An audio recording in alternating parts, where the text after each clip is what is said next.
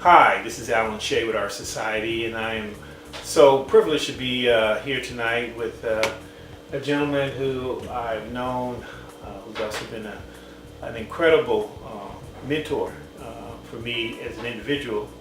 And I wanted to share his story with you, viewers, because I think not only is it powerful in and of itself because of his story, but also the fact that these things in life happens, and by being aware of them, of the type of issues that come up in our life and our families, by having an individual who demonstrate that he has the will and the faith, we can move our family unit together to overcome all the challenges of life. So I'd like to introduce Mr. Elias Ponsing, and today's story theme is called Truth, and hopefully viewers, you will embrace this story. So I felt, hey, I probably would have done the same thing to protect my daughter. You know, I can see the strong feeling between a parent and a child. A parent feels very strong against their children, and he would protect them as much as he could. So I didn't blame him for that too much, but he had his story all wrong. He had it all wrong. And the jury, my hands were around her little waist outside, and he said that because she was so tiny that my hands were on her butt, and that I was touching her butt because she was so tiny. And how could that be? I said, I had my hands on the outside. And he came, and the jury, I don't know, but I don't think that went over real well. But he kept insisting that yes. And then my attorney would question him. He says, oh yeah, if you've got your hands on a little girl like that, you're touching her butt. So once you're going through this trial here, and you have family members that are giving testimony, what was the most gratifying part of going through that experience? Because I know on one hand it was very excruciating and painful, but there had to be some parts in there that was truly gratifying, that showed that God had heard you and God was adhering to reinforcing your belief in your faith. So what part of this process, especially during your trial, did you see that? I first experienced that because before, when the jury had been chosen and everything, I would be there at 8:30 in the morning, and we wouldn't let the jury come in till about 9:30, 9:15. But in that time, before, my attorney and the DA would be arguing as to who was going to testify. The district attorney did not want my son to testify more because he had a record 20, 25 years ago. And I said, well, what does that have to do with this case? It has nothing to do with it. He's not going to talk about that case. He's only going to come in and tell us what he saw and heard. And that, to me, when he won all that and he got his way, the district attorney was overruled, and he got his way, not just on that, but a couple other witnesses that he allowed for them to testify in my behalf. I felt good because I felt that it was happening and it was finally going my way. And I saw it, and I thought it was one of the best things I heard and saw. When I actually, because he went to the park with him, not me. Right. And he heard what my grandson heard at the time the little girl was saying. And all he did was say the truth. What he heard. He's under oath. He says, I'm going to go and say the truth. And to this day, his son is very upset with him because he took my side instead of his side. And they're not speaking to each other. It broke up the family to this day. It just breaks up the family. It hurt me and my wife. Our relationship got even stronger because how we missed each other and how she supported me and my friends. Everything got stronger. My friendship got stronger. My faith in God got stronger. Everything got stronger. So why don't you share with the viewers, really, since we're speaking of the truth as it relates to being challenged in life, and certainly the uncertainties that a situation like this can bring into a family. Yes. What did you learn about who really had your back, as they say, in life when you saw who supported you and the kind of turnout, and what did that mean to you?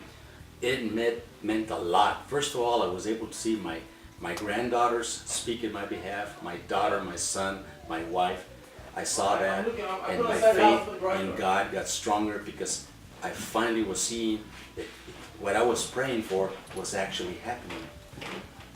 And I just kept getting stronger on that, and my faith, I started to believe my attorney more and more, and I thought for sure that we were going to win this case, because before, what happened was the 7 counts that they had, the 7 life counts that they had against me, when that girl, the 14-year-old, was interrogated, they found that she was so much discrepancy in her answers, and she would say one thing right now and then say another and kept changing and this and that, and her attorney says, I don't want her to testify.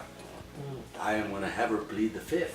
And then I said, well, the DA says, if she pleads the 5th, that's no good. The jury's not going to like that at all, and they're going to find him innocent. Well, then he says, I don't want her testifying. So somehow or other, God listened to my prayers, and they took those 7 counts away. They dropped them, and they would not let her testify, which was given to her by her attorney. Said, no, I don't want her testifying. And the little girl agreed not to testify. And that was the end of that. And that helped my case tremendously.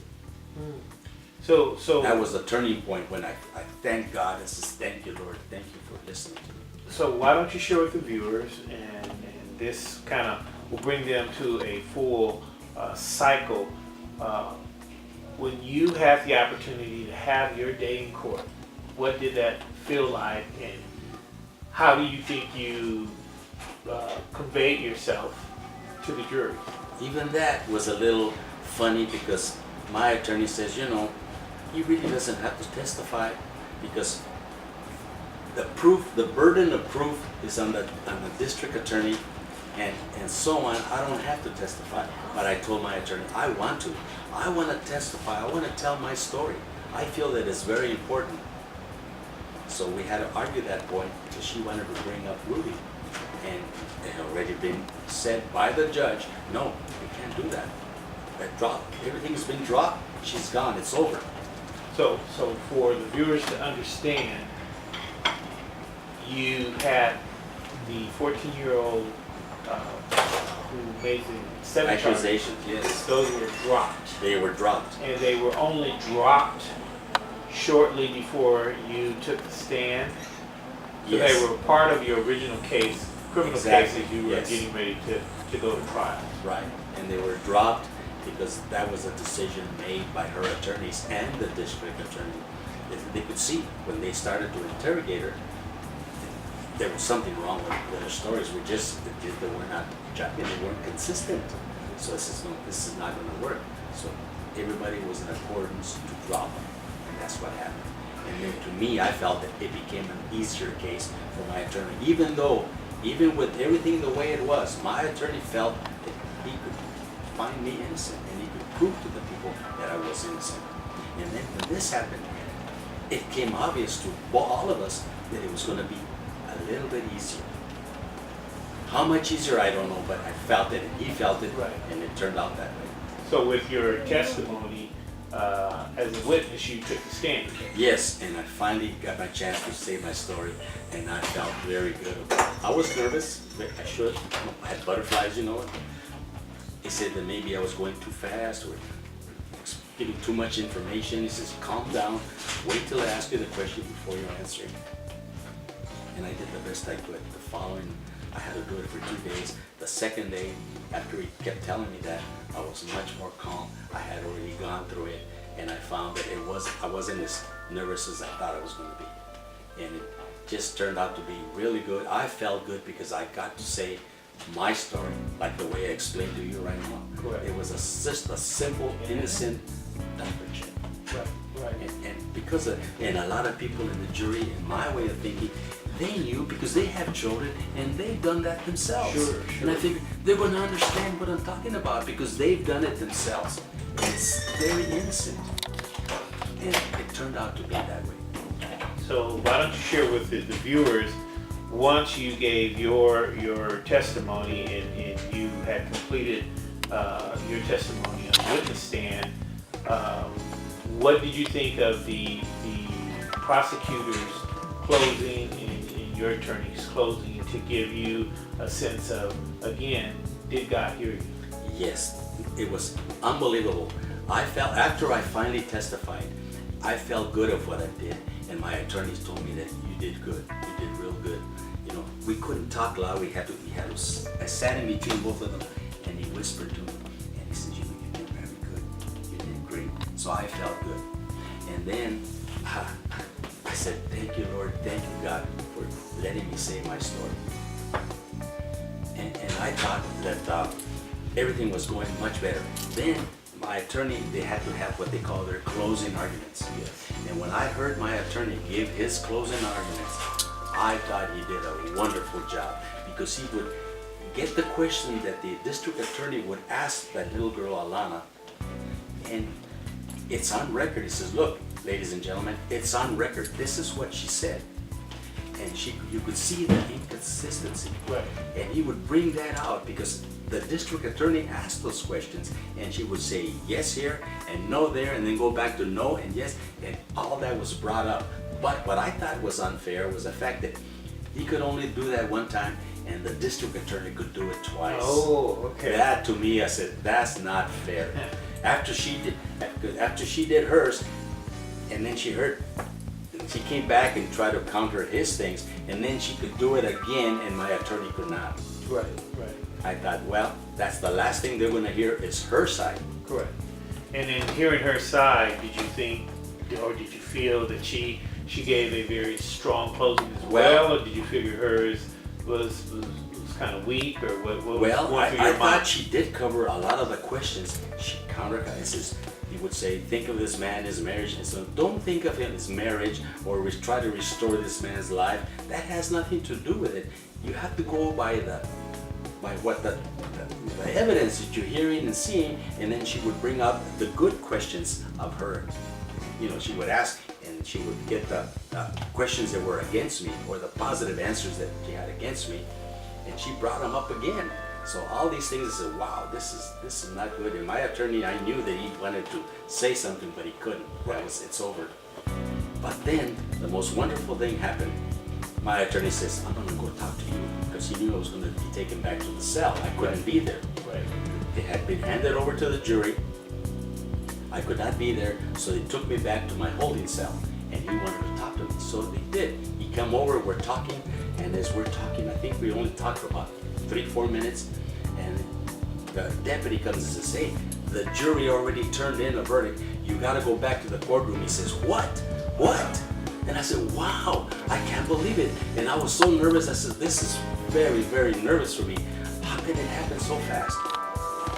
And sure enough, I was able to put my tie back on and everything, and go back on there, and then the jury handed, and this lady read it, and oh my God, it was 100% innocent. Every one of them voted innocent on both counts that they had against me.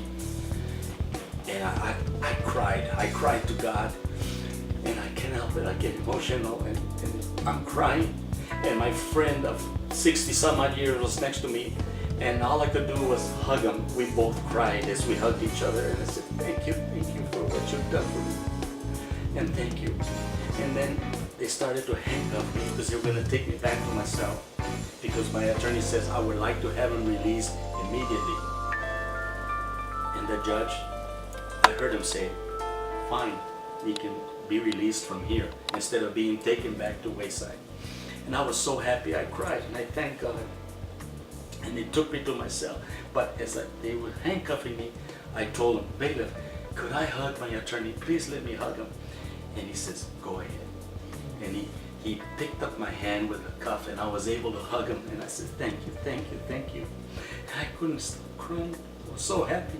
These were tears of happiness. And my faith in God got so strong that when he took me back to the cell, I fell to my knees and I cried. And I thanked God for what he did for me. And I can't help but get emotional every time I talk about it, because it was such a strong feeling that I had in me. You get chills all over, and you feel so strong about your faith. And I think that I've come out of there a better man. I'm gonna treat everyone in my life better. Friends, wife, family, everybody better. Because I miss them so much. And you appreciate what you have. You don't know how much until you miss it. And once you don't have it, it's taken away from you. You can't help but appreciate what you have. The little things, the life, the good people, little things at home. Like I'm not cold anymore. I'm warm.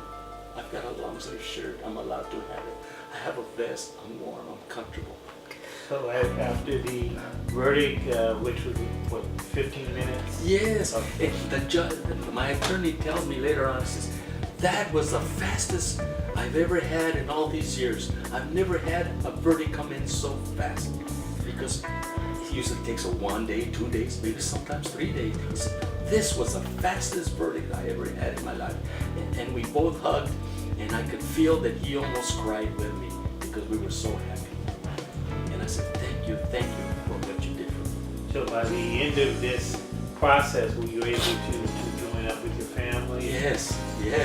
But right away, when I went back, the sheriffs are there, and he says, the bailiff tells him, he's been found innocent, and please, we're gonna release him from here. I already had my street clothes, I had my coat and everything that I'm supposed to have during the trial. I had my street clothes. So one of the sheriffs says, so he's gonna go out with that? And he says, yes. And then she told me, bring out your uniform, your boots, that everything that belongs to the county, and put it in this bag. And then she got on the phone, called Central Jail downtown, and told them such and such a person. I gave him my number, which is 422-7018. I memorized it. And he says, and he has been released from here. He's not going back there. So they get the ball rolling, and they started getting all the process and everything they have to do on the computers or whatever, I don't know. And the court ended a little before 4, and by 6:30, 6:40, I was released. Wow. And I come out to the most wonderful thing. All my friends that were there in the audience listening to this were waiting for me outside. And there again, I hugged my wife, which is what I wanted to do for so many times, just to touch her. And I was able to hug her and hold her and kiss her and tell her that I love her so much. And I did it in front of my friends and family, and we did that. And one of my niece was able to capture it all on the video. She captured the moment, and I felt so good about that. Everybody stayed there to wish me well. It was the most wonderful thing that's ever happened to me, and I said I thank God for the experience that I had. And to this day, I'm still praying my rosary every day. I don't think I'll ever stop. And I says, please, I'm going to prove to you, I'm going to do good deeds. As an example, I says, I'm going to the convalescent hospital here. I'm going to go to the person in charge and says, I would like to visit a man who hardly ever has anybody visiting him. People forget they're there and say, I want to listen to him, I want to hear his story, I'll maybe pray with him, do whatever, but I want to visit him. If he wants me there every day, I'll show up every day. If he wants me there every other day, to me, that's a good deed. Makes me feel good, and I'm doing something good for someone else. And then I figure, the priest, my pastor, who came here and we cried and hugged together, we cried with each other, says, give me some ideas as to what I can do. I want to do some good deeds. I want to do something good. And he says, okay, we'll do that, but you know what? Try to adjust to being here again, because it's going to take you a little while. And he was so right. It's taking me time to adjust to something that I missed for 10 months. I got to do things. Things have been moved around. I don't know where things are. I constantly ask my wife, where's this, where's that? I want to help her and everything. I dry the dishes, I do this, and do whatever I can for her. I want to learn how to cook again, right?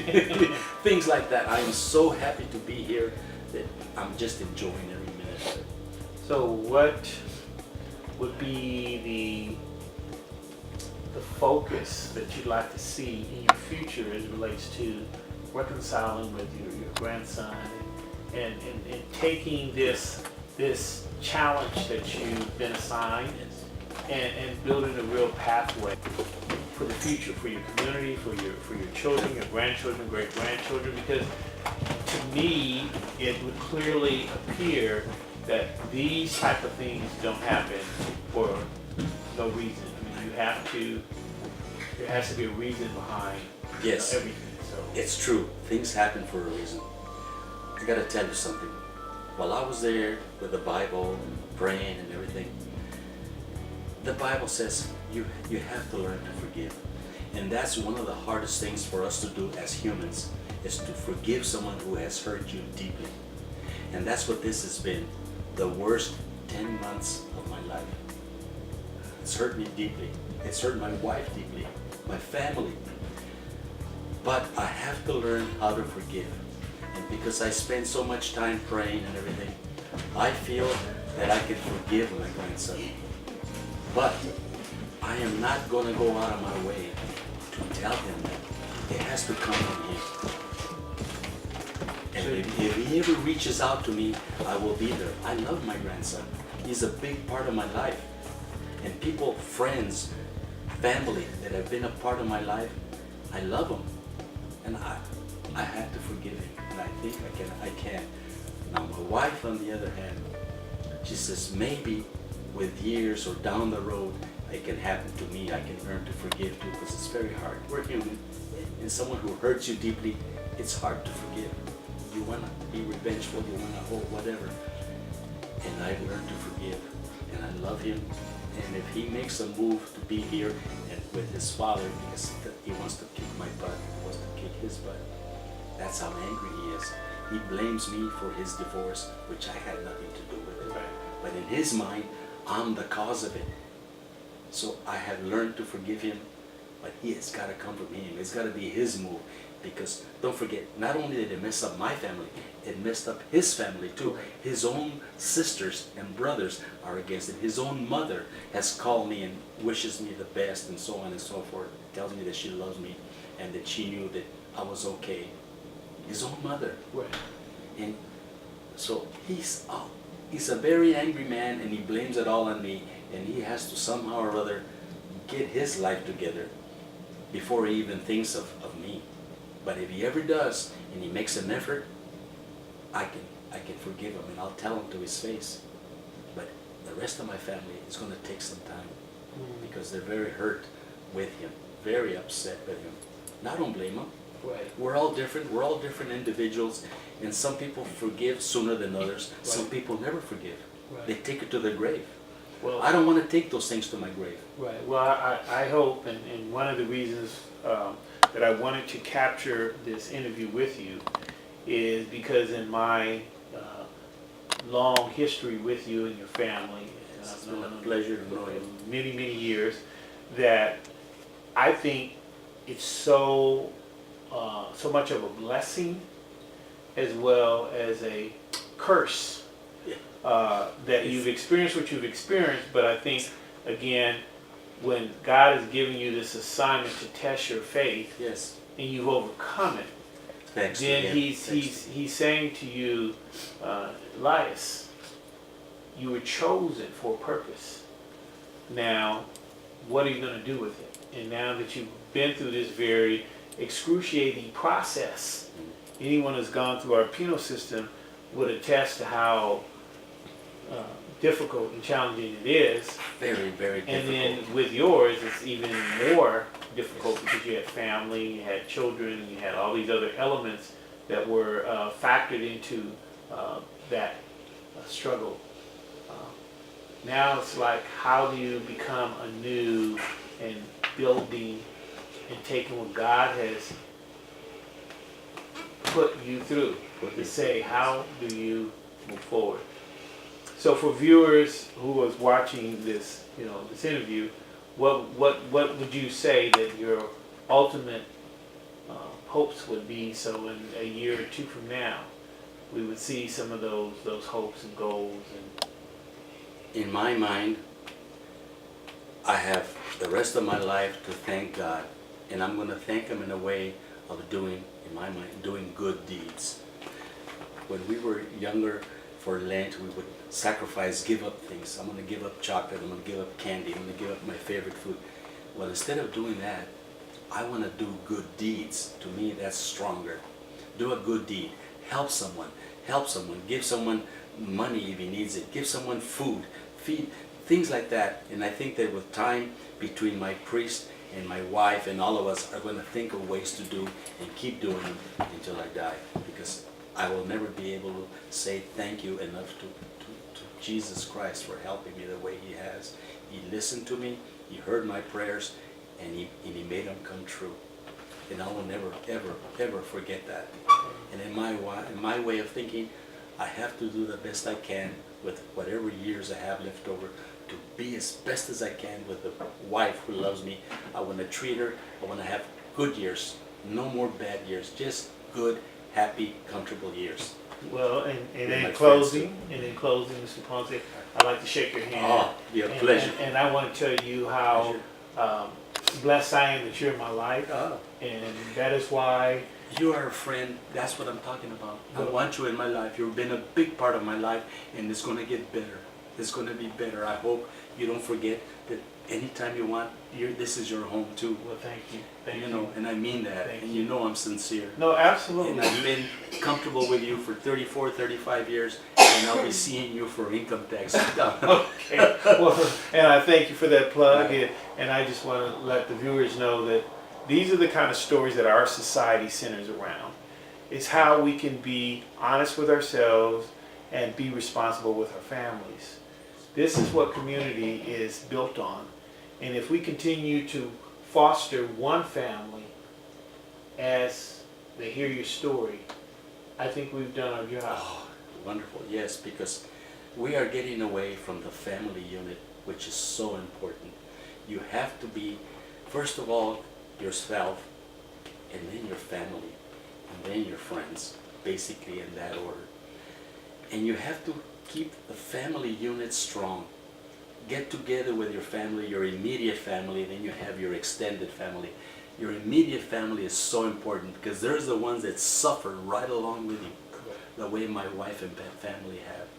And yet, that's what has to be strong. Now, where society, unfortunately, is getting away from that, we have to bring it back. Morals and principles, very important. And I believe that's why you've been given such a honorable assignment, yes, to be tested and to be exactly, and to give a testimony as you've done for us. Yeah. So we thank you very much. You're welcome. And we certainly will look forward to the upcoming years, okay, yes, and the happiness that will come. Yes, the happiness that will come, and our friendship is going to get stronger. Absolutely. Thank you. Thank Well, you. this is Alan Shea.